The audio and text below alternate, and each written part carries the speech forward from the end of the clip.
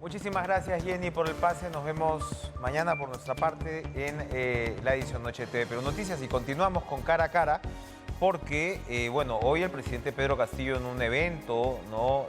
Con las rondas campesinas acá en Lima, señaló, ¿no? O declaró sobre los problemas que está atravesando en el aspecto de repente un poco más anecdótico. Ha señalado que los ronderos tendrán una oficina al lado del Palacio de Gobierno, incluso para fiscalizar a su gobierno, pero digamos más en lo inmediato y en la urgencia, el presidente ha anunciado que se reunirá con los líderes de partidos que tengan representación en el Congreso. Esto, por supuesto, cuando sabemos que el martes se está votando la admisión de la moción de vacancia, lo cual podría iniciar un proceso bastante crítico para el desarrollo de su gobierno y la sostenibilidad en realidad de su gobierno. ¿Qué tan grave, complicada es la situación del presidente Pedro Castillo? Se lo vamos a preguntar para empezar al analista político, director del portal Pata Amarilla, Juan de la Puente, a quien le damos la bienvenida. Buenas noches, Juan, gracias por estar hoy con nosotros. Un gusto, Enrique. Muchas gracias. Buenas noches. ¿Qué tan complicada es, Juan, en estos momentos la situación del presidente Pedro Castillo? Es complicada, en general para él como presidente, pero también para la institución del Ejecutivo, que está aislado frente a la sociedad, frente al Ejecutivo. Me parece que el presidente, cuando abre estas vías de comunicación con los partidos, intenta revertir este proceso. Tiene hoy día un balón de oxígeno porque los gobernadores regionales, en el evento que tuvieron en el norte, al concluir él, han pedido al Congreso que garantice la gobernabilidad y que no proceda con la vacancia. No obstante, la vacancia tiene los votos asegurados y se ha presentado, y votos asegurados para presentarla y por eso se presentó. Y podría ser que se alcancen los 52 votos para obligar al presidente a ir o que mande un representante y asista, por lo menos la parte presidencial, al debate en el Congreso de la vacancia. No creo que haya por ahora los 87 votos para retirar al presidente del cargo, pero es evidente que en las 2 o 3 semanas siguientes el Perú discutirá el futuro de Castillo y también el futuro de la gobernabilidad. De ese punto de vista, claro, la situación es comprometida considerando que el presidente solo tiene 4 meses de gobierno. Así es un desgaste sumamente acelerado. Ahora, evidentemente gasolina al fuego se ha echado con este caso del despacho paralelo y particularmente, ¿no? Más puntualmente el caso que tiene que ver, ya abrió la Fiscalía una investigación por el tema de Provías descentralizado, la licitación del puente Tarata sobre el río Guayaga, donde hemos visto pues a esta supuesta intermediaria asistir tanto a Palacio de Gobierno en hasta 6 ocasiones en los días previos, en los momentos previos, en realidad la Buena Pro, y luego a la famosa ya Casa de Breña. ¿Qué tanto puede complicarle adicionalmente? Me refiero a la precipitación, porque sabemos a veces cómo puede operar el Congreso sus decisiones, a la precipitación del Congreso con respecto a esos votos. Bueno, nosotros hemos tenido 2 episodios vinculados a vacancias en los últimos años, el de PPK y el de Vizcarra. Y como dices bien, en realidad los procesos como que se aceleran en función de revelaciones nuevas. Entre la votación, donde no se consiguieron los votos necesarios para vacar a Kuczynski, y la segunda moción de vacancia, que fue presentada en marzo, tuvimos acceso a muchas nuevas revelaciones. Y entre la vacancia de septiembre y la vacancia de noviembre de Vizcarra el año pasado, tuvimos un paquete de revelaciones.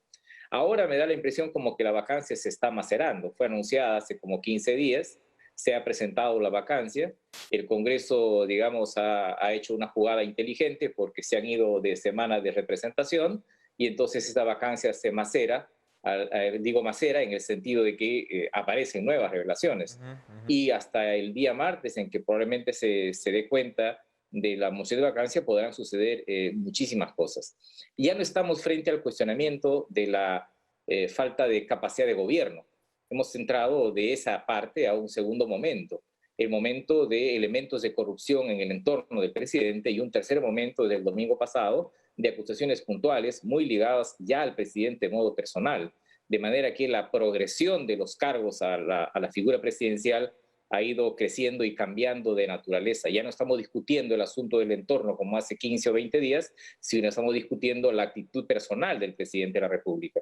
Ahora, hay un debate, por supuesto, sobre la procedencia ya de la figura de la vacancia, como lo hubo con Kuczynski, como lo hubo con Vizcarra. Yo recordaba ahora, claro, con Kuczynski, la presión porque él renuncie fue muy grande, precisamente porque la oposición sabía que la vacancia era endeble constitucionalmente. Y eso fue lo que lograron con los mamanivideos, hablando de las revelaciones que tú recuerdas.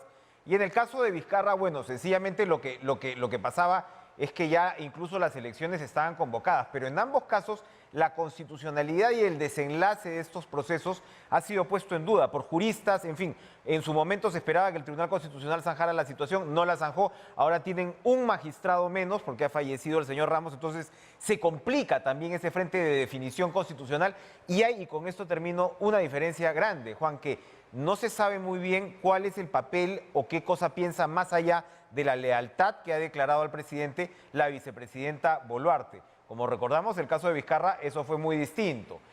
Porque acá, por supuesto, la pregunta es, bueno, ¿qué pasa si es que se da esta precipitación, no?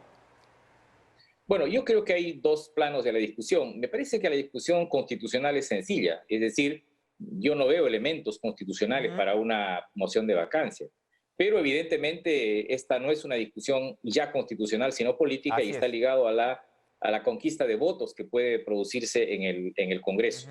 De modo que la discusión política es mucho más rica. Yo particularmente, por ejemplo, creo que hoy, en este momento, a esta hora del día, me parece que la vacancia no es una solución, es un problema, porque creo que la coalición que puede vacar al presidente puede destituirlo, quizás puede conseguir fuerzas, votos para hacerlo, pero me parece que no va a poder mantenerse en el poder. De modo que respecto a las salidas hay tres opciones. La opción que yo denomino la inmunidad/impunidad, que es la que dice no tocan al presidente, puede hacer lo que quiera y el presidente es intocable. No es cierto porque el artículo 117 permite que aunque no sea destituido, sea investigado. El otro extremo es la vacancia que impulsan fuerzas radicales de la derecha. Y ha surgido en los días últimos una tercera opción, que es de una salida política que podría implicar la renuncia, que lo ha expresado un jurista, un constitucionalista muy reconocido, que es Alberto Borea. Y él dice pues que en estas dos opciones, entre esos dos extremos, se podría buscar una medida alternativa, en el sentido que los peruanos, bueno, eso yo le pongo ya como interpretación, encontrarse a los peruanos. No obstante, yo creo que esas tres opciones todavía tienen que ser maduradas. Mi impresión es de que en lo largo de los próximos días todavía discutiremos vacancia sí o vacancia no, y solo un recrudecimiento de datos, de revelaciones, podrían acercarnos más a que los grupos que proponen la vacancia lo consigan. Hasta ahora, los dos partidos de los cuales depende la vacancia, que son APP y Acción Popular, ¿no? Considerando los antecedentes del gobierno del señor Merino, saben de que tomar una posición frente a la vacancia es muy riesgosa en función de los intereses de los partidos que vienen luego en las elecciones municipales y regionales, de modo que ahí también hay una especie de tabla, de valla, de escollo que deben salvar los que propician la vacancia. De modo que yo digo que hoy sobre la mesa son tres opciones: inmunidad, no se toca al presidente; la opción de la vacancia, que viene de los grupos, que es una vacancia más vindicante, ¿no? Es la venganza de la segunda vuelta, y eso limita también la vacancia; y la opción que creo que recién está en los cenáculos políticos y constitucionales, que es la opción de la renuncia. La renuncia donde asumiría la vicepresidenta. Claro, por vía de un acuerdo político, pero yo he leído, escuchado las declaraciones de la vicepresidenta claramente contra la vacancia. Ahora, ojo, Juan, hay, que si ella, discúlpame, Juan, si la señora Boluarte renunciara, eso forzaría elecciones generales. Eso no sé si en el Congreso también lo tienen claro, ¿no? Eso es una discusión muy interesante, porque la última encuesta de IEP señala que hay una mayoría todavía de peruanos que está en contra de la vacancia porque sienten que esa vacancia es una vacancia vindicante. No obstante, los que están a favor no son un reducido número. Pero si uno mira en su conjunto las cifras de los datos de esta encuesta, yo diría que se está gestando en la sociedad, se está procesando una vacancia simbólica de los dos poderes, del poder legislativo y del poder ejecutivo. De modo que también el Congreso tiene que pensar en el día siguiente, porque yo no creo que una vacancia que sea exitosa va a hacer que la población diga, bueno, nos quedamos así y el Congreso que se quede donde está, porque podría ser que la gente diga, bueno, aprovechemos y vamos a la famosa tercera vuelta para renovar la democracia en su profundidad. Tercera vuelta Hoy, es digamos, un término también que está has... en discusión Sí, dale, dale. qué va a pasar el día después. Yo creo que es una discusión que no se tenía cuando se planteó la moción de vacancia hace 15 días y hoy sí yo creo que es una discusión importante. Y entre líneas, los comunicados de la Unión Nacional de Gremios, de la CONFIEP y otros gremios, de los gobernadores regionales, en el fondo indican, bueno, no sacrifiquemos la gobernabilidad, agotemos los esfuerzos para producir un entendimiento en el Ejecutivo y el Legislativo sin que se produzca la vacancia, o en todo caso vamos lentamente a una salida negociada. Pero allí digamos, en esos cenáculos a los que te refieres, parece haberse procesado mejor la lección de la experiencia Merino de Lama que en algunos apartados del Congreso, ¿no? Es bien interesante lo que subrayas. Sí, el presidente de Vizcarra fue vacado cuando tenía más del 50% de aprobación. Y entonces su destitución, su vacancia, apareció como una provocación también a la sociedad que se movilizó fuerte, insistente y rápidamente. La aprobación del presidente Castillo es menor. No obstante, la forma como se plantea la vacancia como un rescoldo del resultado electoral, por eso yo hablo de una vacancia vindicante, yo creo que hace que esa alternativa aparezca hoy día, a esta hora, como una solución que en el fondo implica un problema, porque el Perú tiene que enfrentarse a los desafíos del corto plazo, que es vacunación, pandemia, reactivación de la economía, inversión pública, y estas inestabilidades sucesivas a las que nos podría llevar entrar a un periodo borrascoso, haría que la gente diga, bueno, mejor organicémonos una gobernabilidad como están ahora las fuerzas y no avancemos en destituciones. Ahora, ¿se ayuda al presidente, Juan? Porque acá hay evidentemente un factor central, ¿no? Que es las reacciones del presidente, la comunicación del presidente y cómo el presidente articula una situación como esta. Hoy pareciera que se repliega pues a lo que le es más cercano, por ejemplo, ¿no? Las rondas campesinas, retomar un discurso que esto tiene que ver con cúpulas de poder porque ellos van a derogar contratos.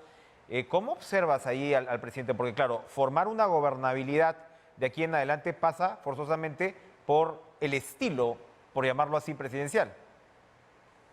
Puede ser 2 o 3 días que el presidente recurra a esto. Él ha tenido 100 días para producir una coalición social que vaya incluso mucho más allá de sus relaciones con Nuevo Perú y con Perú Libre. Es decir, para afincarse como un líder sindical que como expresión de ese sindicalismo y esa sociedad organizada gobierna el Perú y no lo ha hecho.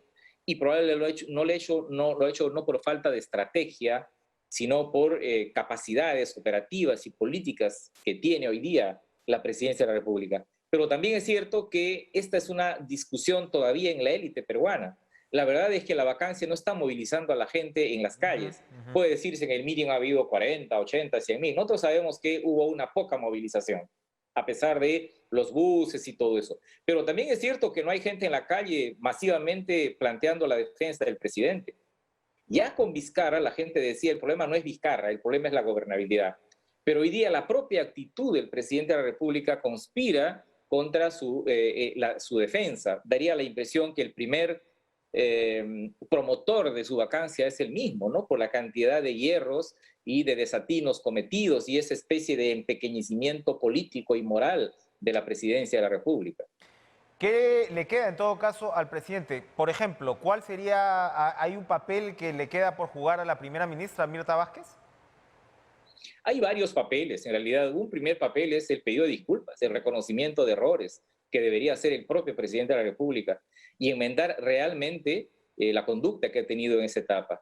Segundo, yo creo que hay que recuperar el mandato del cambio. El Perú votó por el consenso político, pero votó por el cambio y se diluye la idea del cambio. Y en eso me parece que el papel de de la señora Claro. presidenta del Consejo de Ministros es un papel muy importante. La idea de hablar con las fuerzas políticas me parece muy positiva, es muy sugerente, pero ¿es para qué?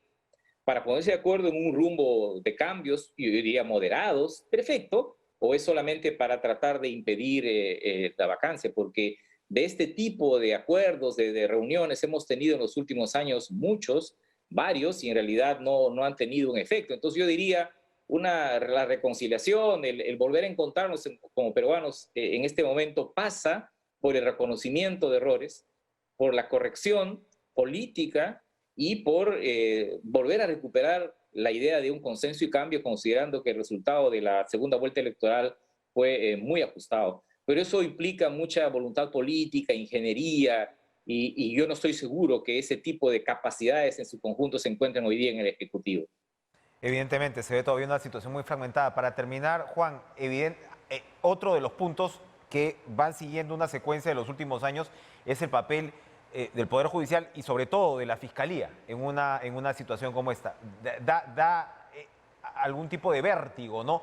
Cada investigación nueva que se va abriendo, por supuesto, en este caso, el exsecretario de Palacio tiene 4 investigaciones abiertas por Fiscalía y se ha hablado mucho en los últimos años en el Perú de la penalización o de la judicialización de la política. Eso por un lado. Y por el otro lado, se ha tenido la presencia del señor Almagro, el secretario general de la OEA, que en su momento también advirtió de la inestabilidad que se venía cuando Kuczynski fue vacado, bueno, fue renunciado finalmente. ¿Cómo ves esos dos frentes? El frente interno judicial, de judicialización política y el entorno internacional.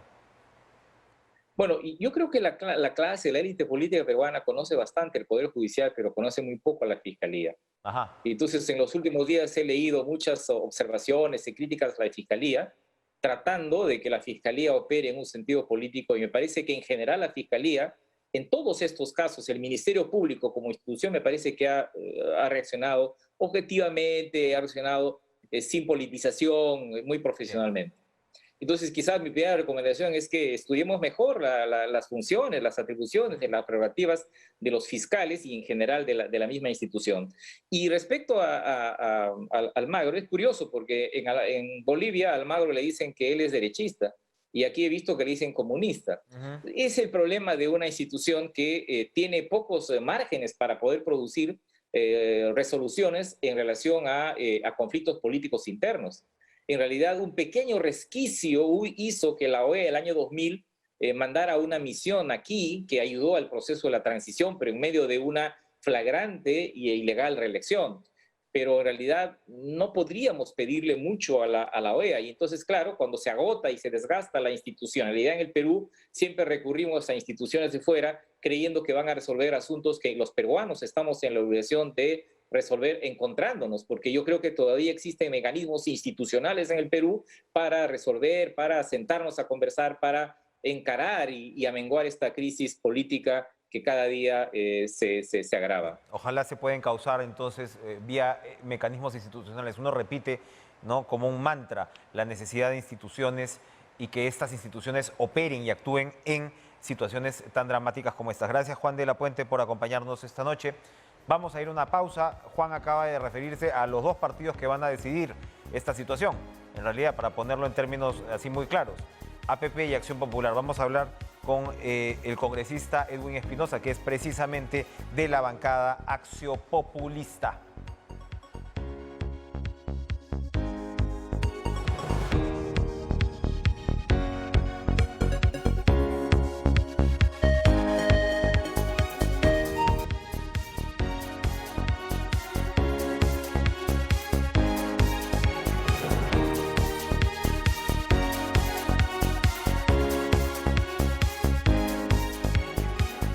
Como lo subrayábamos antes de la pausa, las dos bancadas fundamentales probablemente en los procedimientos parlamentarios que se atravesarán y se vivirán la próxima semana será APP y Acción Popular, los que decidan seguramente el fiel de la balanza para las decisiones que se vayan a tomar.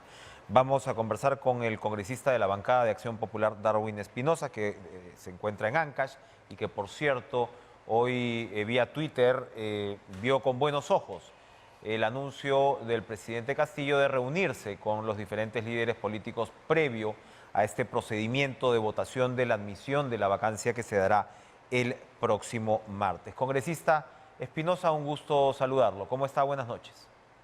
Hola Enrique, ¿qué tal? Buenas noches. Te saludo desde el distrito de San Luis, capital de la provincia de Carlos Fermín Fiscarral, en el departamento de Ancash.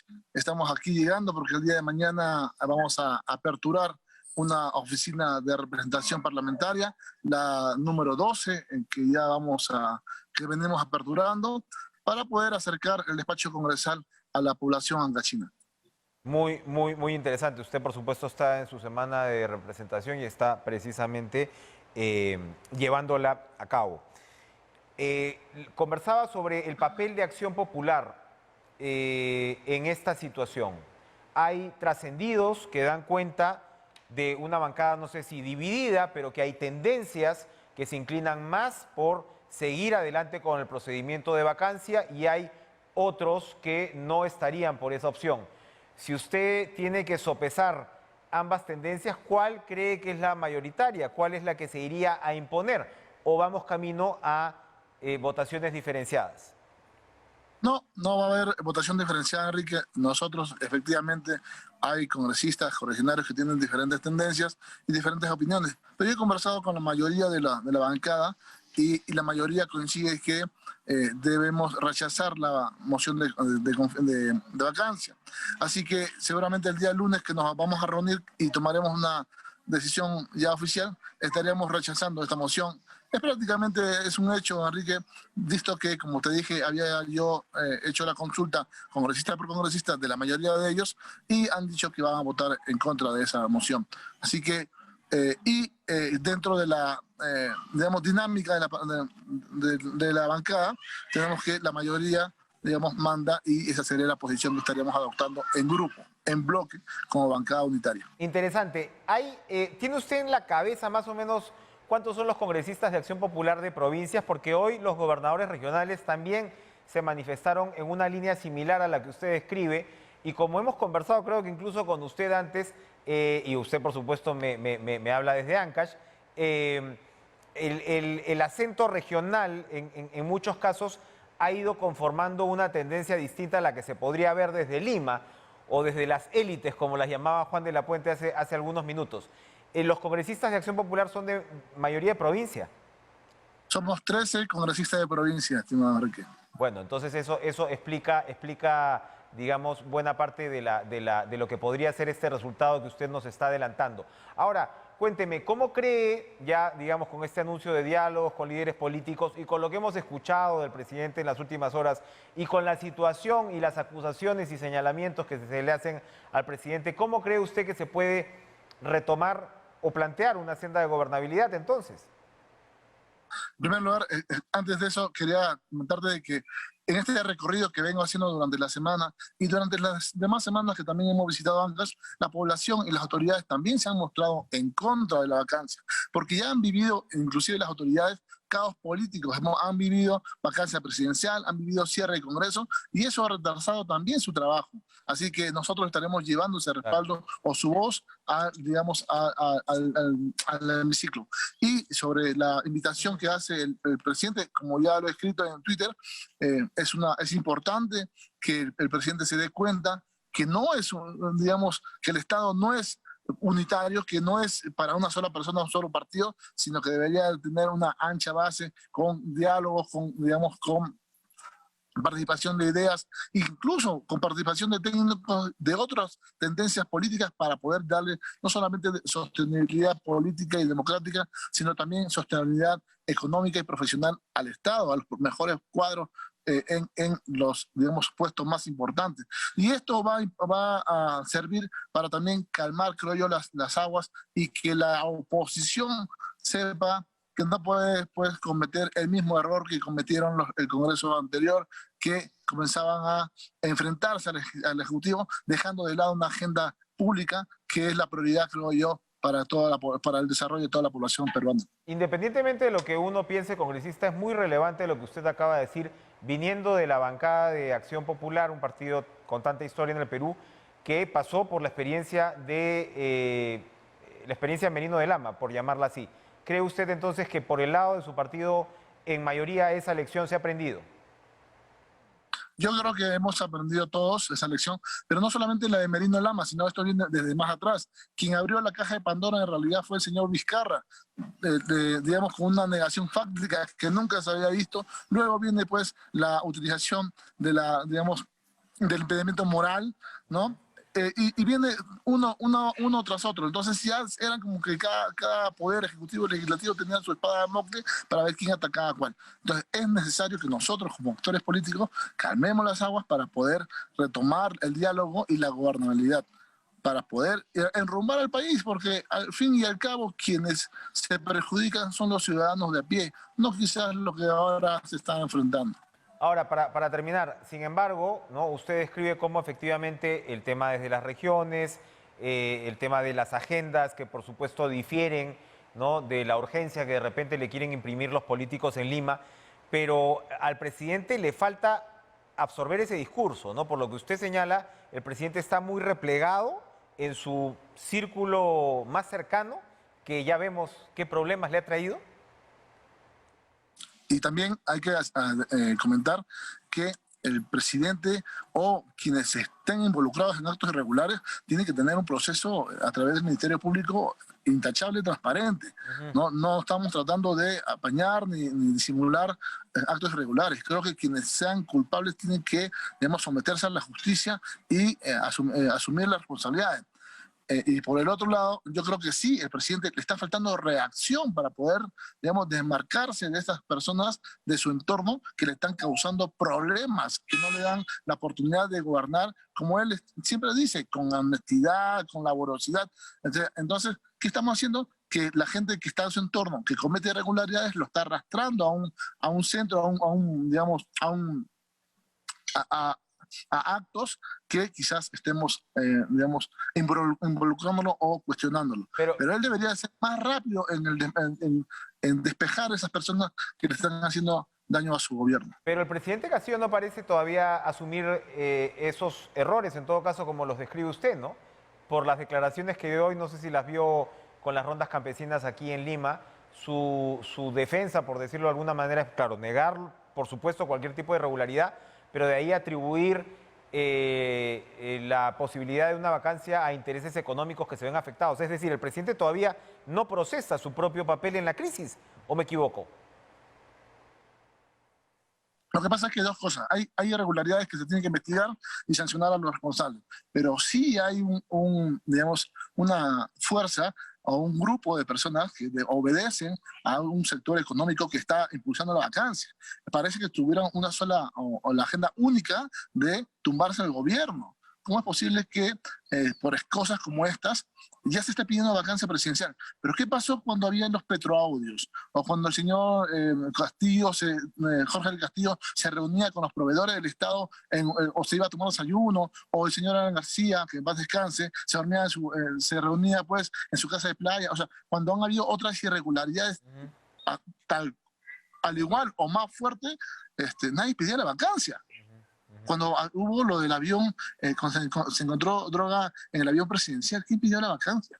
No, yo creo que hay un afán de culpar al presidente y querer tumbar al presidente que ha sido elegido. Por favor, si hay responsabilidad directa, que él asuma la responsabilidad. Pero si no hay, si hay indicios como lo que hay en estos momentos, no podemos ser tan ligeros y pedir una vacancia presidencial.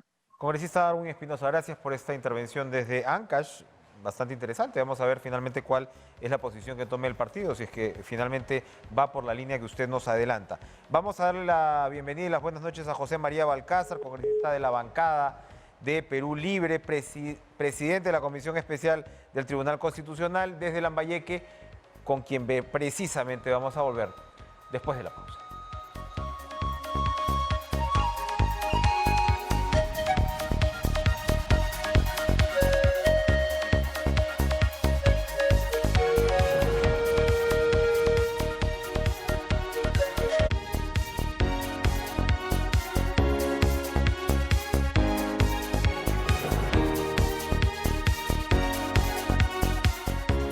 Le damos ahora sí la bienvenida a José María Balcázar desde Lambayeque, congresista de la bancada de Perú Libre, presidente importante de la Comisión Especial del TC. Buenas noches, congresista, gracias por estar con nosotros. La primera pregunta va por ese lado, porque se ha vencido el plazo para presentar las tachas contra los candidatos al Tribunal Constitucional. La pregunta es cómo se ha dado este procedimiento, ha tenido resultados, se han eliminado, se van a eliminar candidatos y qué viene entonces en los próximos días. Buenas noches, congresista Balcázar. Buenas noches. Efectivamente, esta comisión está escrupulosamente cumpliendo con todos los plazos establecidos en el cronograma y podemos decir que ha habido una cantidad bastante elevada de tachas, son 43 tachas que ya pasaba a conocimiento de cada uno de los señores miembros de la comisión para que con sus asesores respectivos comencemos a tratar y a evaluar todos los argumentos y documentos que contienen las tachas, previo traslado, por supuesto, a los postulantes para que absuelvan las tachas que le corresponden. Y eso de acuerdo con el cronograma, serán resueltos y pasaremos luego a la etapa final de la evaluación con los que queden de las tachas que se puedan haber generado. De tal manera que yo pienso de que la transparencia ha sido fundamental, porque eso equivale a que hay mucha gente que, como ustedes, han dado la publicidad para la transparencia y se ha coronado con ese alto porcentaje de tachas, lo que significa de que efectivamente estamos cumpliendo con darle la mayor cantidad de publicidad al tema, porque se trata de efectivamente de elegir a los tribunos, los máximos tribunos del Perú, que van a resolver las causas más importantes en el Perú. Transparencia nos recuerda, congresista, ¿estas tachas van a ser de acceso público? ¿Se va a comunicar los resultados precisamente de esta evaluación de las mismas? Sí, todo va a ser, todo es público, todo el proceso es público, inclusive las evaluaciones y las entrevistas personales que se va a hacer más adelante, obviamente tienen que ser para que el público se dé cuenta si realmente el candidato que se ha presentado reúne las condiciones mínimas, no solamente su capacidad de jurista, sino su idoneidad y su currículo que pueda presentar, de dónde viene, qué tipo de universidad ha estudiado, por ejemplo, qué trabajo ha realizado, qué investigaciones serias se han producido, qué experiencia de abogado y constitucionalista, etcétera, etcétera, de acuerdo con los parámetros que están establecidos en el cronograma y en el reglamento de elecciones. Bien, ahora, cuénteme, nos está reiterando usted que esto está de acuerdo al cronograma. ¿Para cuándo entonces se va a tener elegidos a los miembros del TC? Eso está para el próximo año todavía, sí, es una evaluación amplia que hemos establecido en el cronograma. Yo creo que ya en marzo ya podríamos tener en el Pleno una propuesta para que el Pleno del Congreso pueda elegir a los que quedan finalistas. ¿Usted confía, congresista, en que se va a poder elegir a todas las plazas que estarán disponibles? Me parece que el último que tiene unos meses más es precisamente el señor Ferrero, que acaba de ser elegido como presidente del Tribunal Constitucional, pero su mandato también está por vencer. Si está por vencerse, eso depende de la que nos dé cuenta el señor mismo, los mismos miembros del Tribunal Constitucional, que el plazo se va a vencer. La ley orgánica del Tribunal Constitucional fija la fecha en que debe darse cuenta, de tal manera que es probable que también lo incluyamos en los 7 candidatos que deben ser vistos en el Pleno, pero eso se verá más adelante de acuerdo con el oficio que recibamos del Tribunal Constitucional. Bien. Apuntan a reemplazarlos, digamos, a todos. Es decir, a lo que voy es que dentro del conjunto de candidatos, ¿confía usted en que va a haber 6 o 7 tribunos aptos? Por de pronto tenemos 6 vacantes, pero ya viene la que estoy indicando por mandato constitucional, que también se vence, y sería debemos oportuno que los candidatos seleccionados para que pasen al Pleno, hay una lista y ahí puede elegirse, por ejemplo, solamente 2 de los 6, o puede elegirse de los 6 y más uno, que sería el actual miembro Ferrero. Para terminar, congresista, ¿cómo observa el ambiente en la bancada de Perú Libre frente a la moción de vacancia contra el presidente? ¿Van a votar en contra todos o va a haber una parte que podría votar a favor de la admisión de la moción de vacancia? Es otro tema que obviamente también nos corresponde como miembros del Congreso y de la bancada de Perú Libre. Nosotros, el que habla, por ejemplo, siempre está votando con la bancada que integran los profesores que somos en conclusión 20, y ahí hay más o menos consenso de rechazar todo tipo de interpelaciones de vacancia de esta naturaleza, porque consideramos de que no hay ninguna causal de las que se ha presentado hasta ahora, no hay ninguna de las razones fundamentales como para poder llegar a una vacancia presidencial. Nosotros apostamos más bien por una tranquilidad y una gobernabilidad. Para eso nos han elegido, y el Congreso en este momento no cuenta lamentablemente con la legitimidad del pueblo como para poder ser los interpelantes del gobierno de Pedro Castillo. Entonces a mí me parece que hay que llamar más bien a la cordura y a la tranquilidad, a los efectos de poder tener la gobernabilidad que necesita tanto el pueblo del Perú.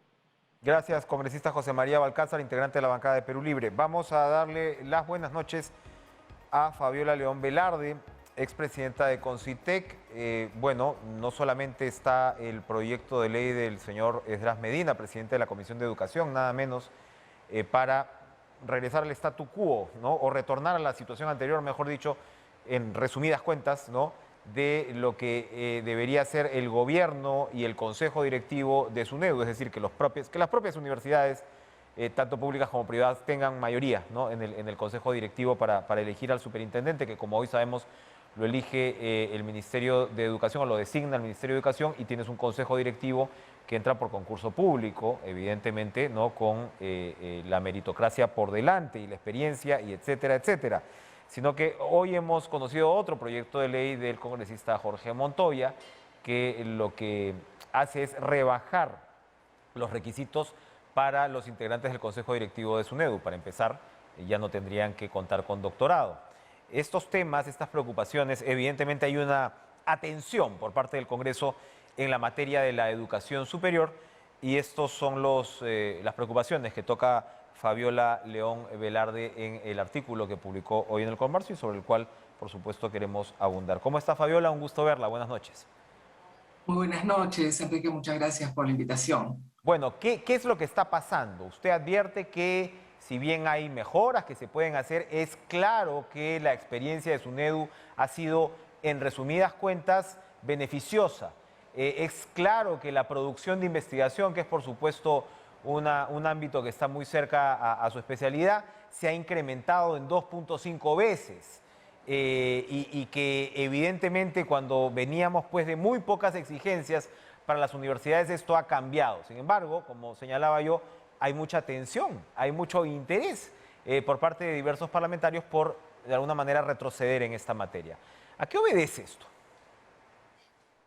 Mira, Enrique, bueno, lo primero comentar, tal vez que yo soy testigo de excepción de toda esta reforma universitaria que hemos tenido a partir de la ley, porque yo he estado en la Asamblea Nacional de Rectores y después he seguido muy de cerca la reforma y además he sido parte del Consejo Directivo de la SUNEDU. Por lo tanto, puedo dar fe de la probidad, del profesionalismo, de la transparencia con la que este Consejo Directivo actúa.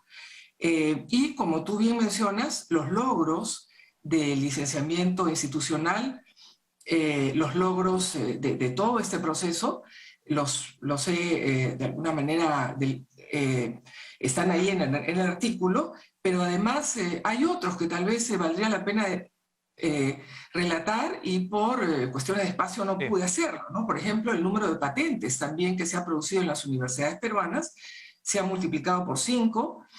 Mencionaba, por supuesto, todo el tema de servicios complementarios, deportivos, culturales, psicopedagógicos, las bibliotecas tan importantes para las universidades, el número de profesores a tiempo completo, que es algo muy importante para las universidades, para tener académicos y no solamente buenos profesionales. Ahora tenemos 7 universidades en el ranking QS, y también tenemos más investigadores en el RENACYT, que es el Registro Nacional de Investigadores del CONCITEC. De manera que es clarísimo que hemos avanzado en los indicadores básicos de calidad que han sido establecidos claramente a partir del licenciamiento y que son los mínimos, como comento, porque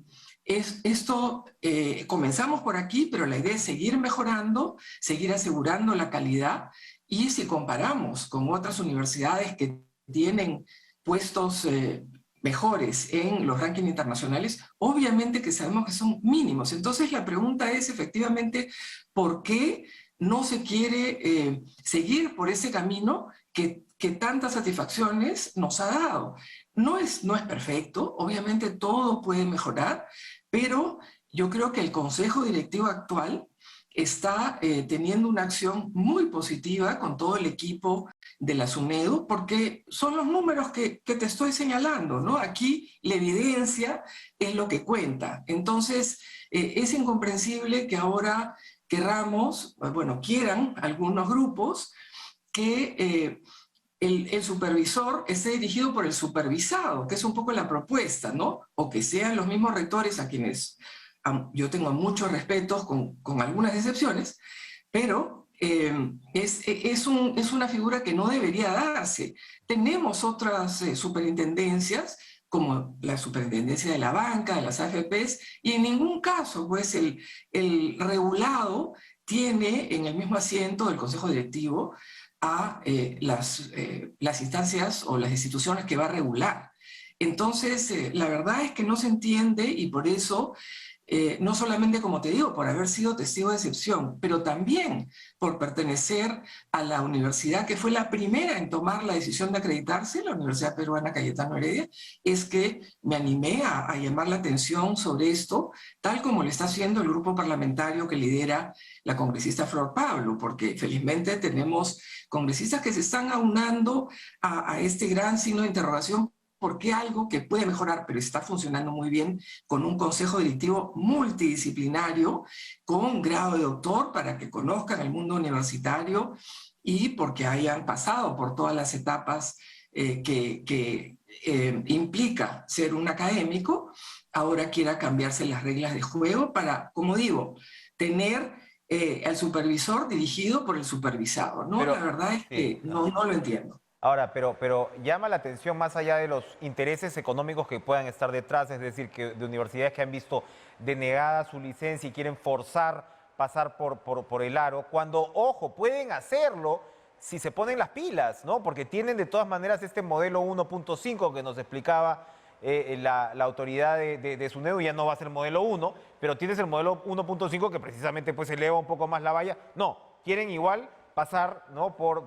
Pasar por la puerta como, ojo, pasa en algunos momentos, en algunas instancias de educación básica, pero ese no es el punto ahora.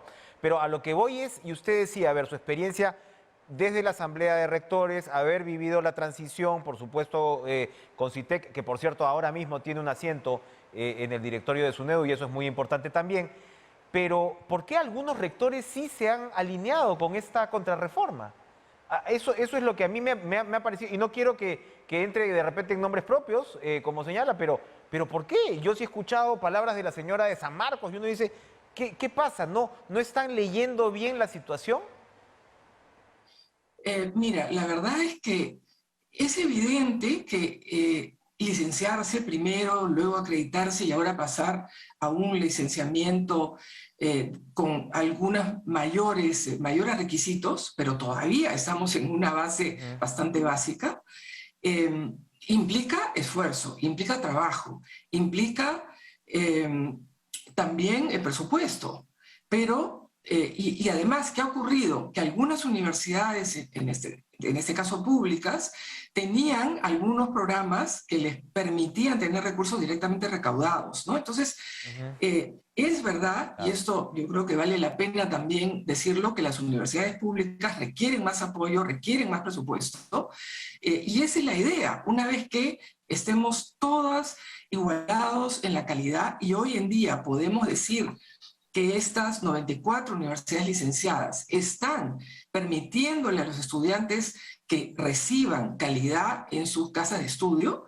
Entonces, es obvio que los programas que se han cerrado han tenido pues algunas consecuencias para las universidades públicas, pero yo creo que ahora que tenemos una base donde todos partimos con condiciones de calidad, las universidades públicas pueden justamente reclamar lo que corresponde, ¿no? Un mayor presupuesto por alumno, porque estamos con unos presupuestos más bajos de la región, por alumno en la educación universitaria. Ahora sí podemos hacerlo, porque ahora partimos de calidad. Entonces, yo creo que es eso, Enrique, o sea, cuesta mucho trabajo, recursos, y obviamente han visto mermados probablemente sus recursos directamente recaudados.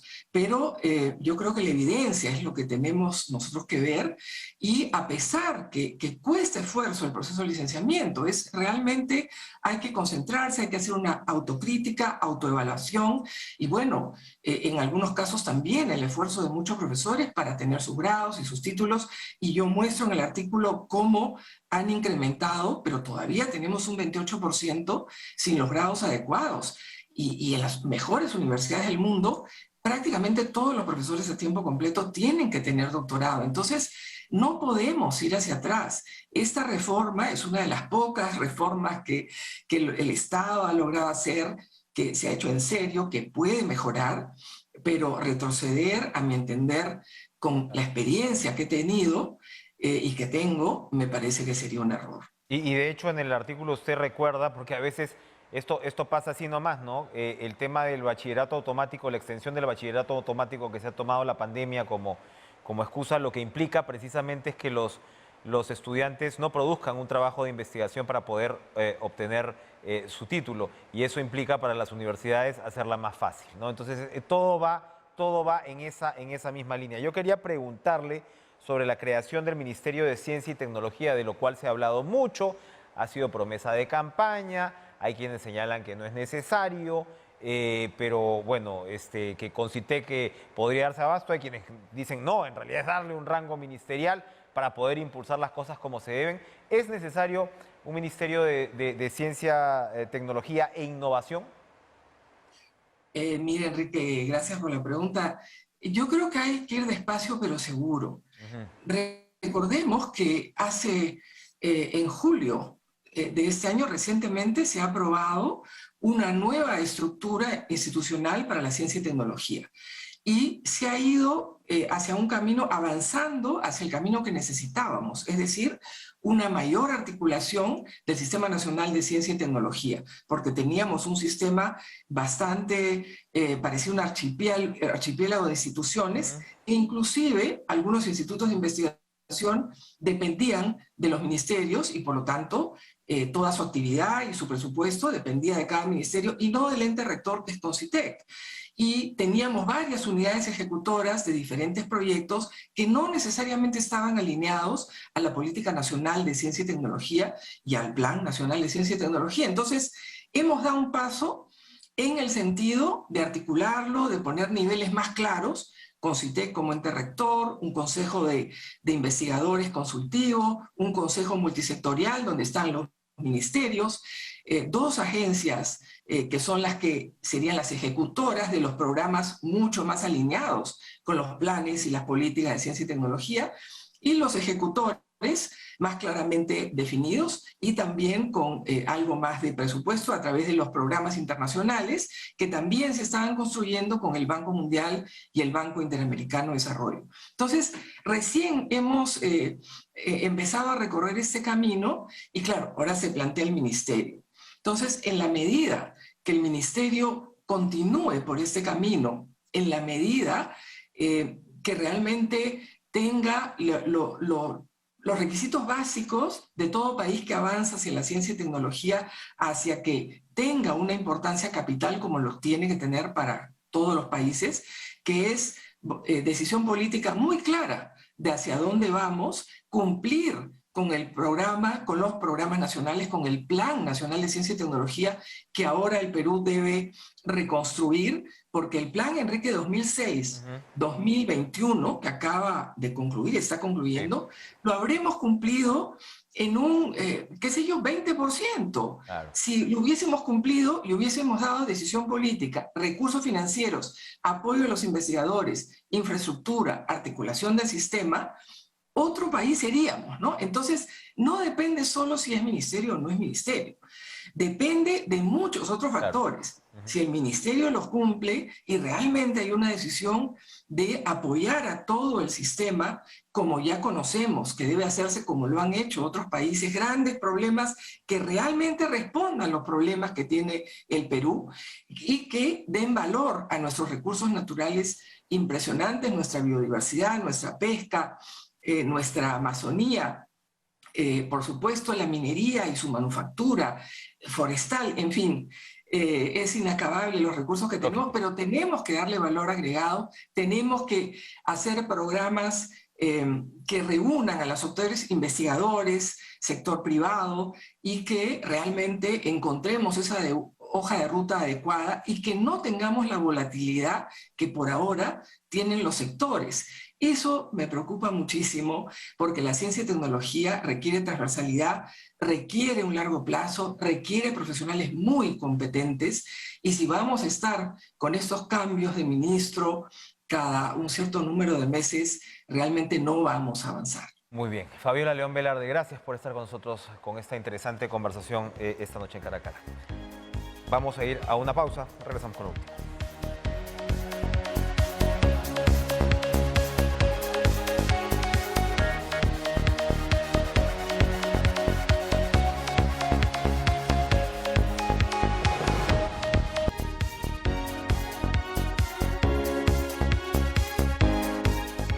Gracias por acompañarnos en este Cara a Cara. Sigan con Lucho Trizano, sigan con la información deportiva en Pared. Nos reencontramos mañana. Muy buenas noches.